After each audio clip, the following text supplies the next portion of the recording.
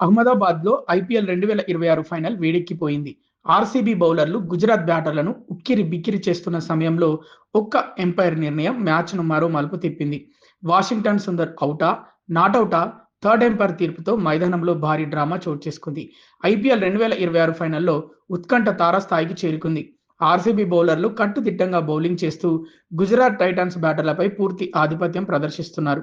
ఇలాంటి కీలక సమయంలోనే మ్యాచ్‌లో అత్యంత వివాదాస్పద ఘట్టం చోటు చేసుకుంది. జేకబ్ డఫీ వేసిన బంతిని వాషింగ్టన్ సుందర్ ఫుల్ షాట్ ఆడాడు. డీప్ ఫైన్ లెగ్‌లో ఫీల్డింగ్ చేస్తున్న జోర్డాన్ కాక్స్ అద్భుత డైవ్ చేస్తూ క్యాచ్ అందుకున్నట్లు కనిపించాడు.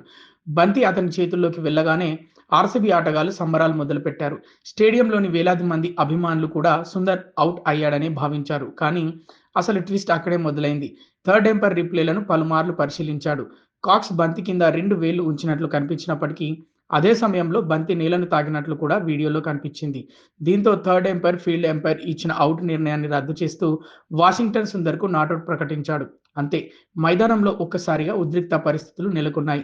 ఆర్సీబీ కెప్టెన్ రజత్ పాటిదార్ తీవ్ర అసంతృప్తి వ్యక్తం చేస్తూ అంపైర్లతో చర్చకు దిగాడు. స్టార్ బ్యాటర్ విరాట్ కోహ్లీ కూడా ఈ నిర్ణయంపై ఆశ్చర్యం వ్యక్తం చేస్తూ కనిపించాడు.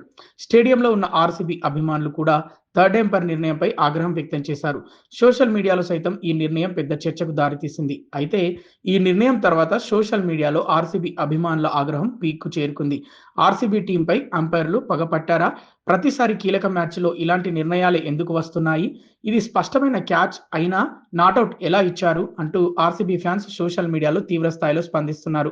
మరికొందరు అభిమానులైతే థర్డ్ ఎంపైర్ నిర్ణయంపై ప్రశ్నలు లేవనెత్తుతూ ఈ ఘటన మ్యాచ్ ఫలితాన్ని ప్రభావితం చేసే అవకాశం ఉందని కామెంట్లు చేస్తున్నారు. దీంతో అహ్మదాబాద్ స్టేడియంలోనే కాదు, సోషల్ మీడియాలో కూడా ఈ వివాదాస్పద నిర్ణయం హాట్ టాపిక్‌గా మారిపోయింది. ఆర్సీబీపై ఎంపైర్ల అన్యాయమా? లేక క్రికెట్ నిబంధనల ప్రకారమే తీసుకున్న సరైన నిర్ణయమా? మీ అభిప్రాయాన్ని కామెంట్స్‌లో తెలియజేయండి.